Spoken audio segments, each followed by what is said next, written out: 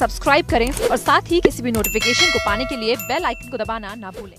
Presented by Dev Films। Corona माई के पुजारी हो, पुजारी हो। चलो चलो सखी कोरे कोरोना माई के पुजारी हो। चलो चलो सखी करे है कोरोना माई के पुजारी हो, कोरोना माई के पुजारी। चलो चलो सखी करे है कोरोना माई के पुजारी हो।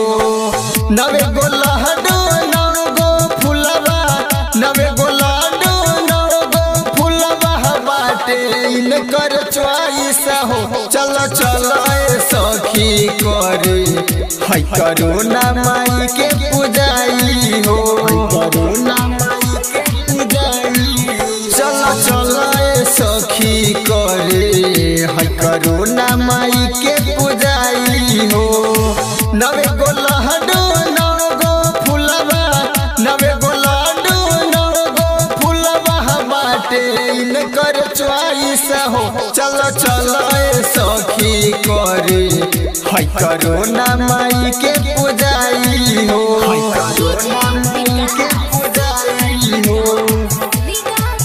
चलो चलो सखी करे पुजारी हो।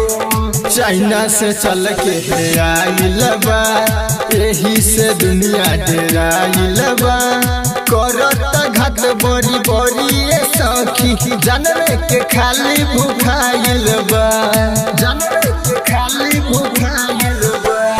चाइना से चल के आइल बा, एही से दुनिया डेराइल बा। करत घाट बड़ी बड़ी सखी परनवे के खाली भूखाइल बा।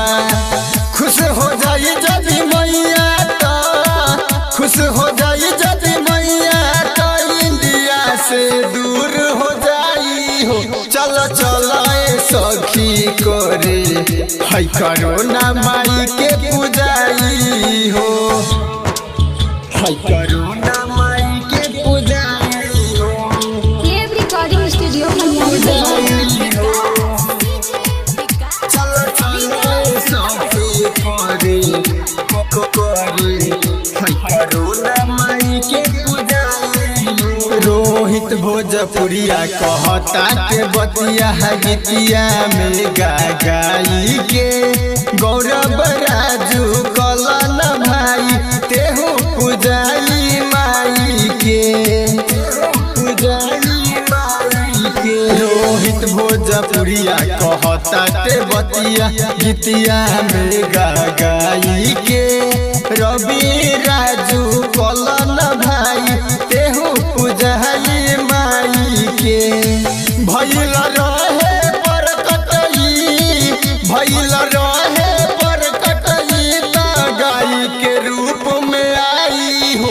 चलो चलो सखी करे है कोरोना माई के पुजारी हो। नवे गो लहडो नव गो फुलवा, नवे गो लहडो नव गो फुलवा बाटे इनकर च्वाइस हो। चलो चलो सखी करे है कोरोना माई के पुजारी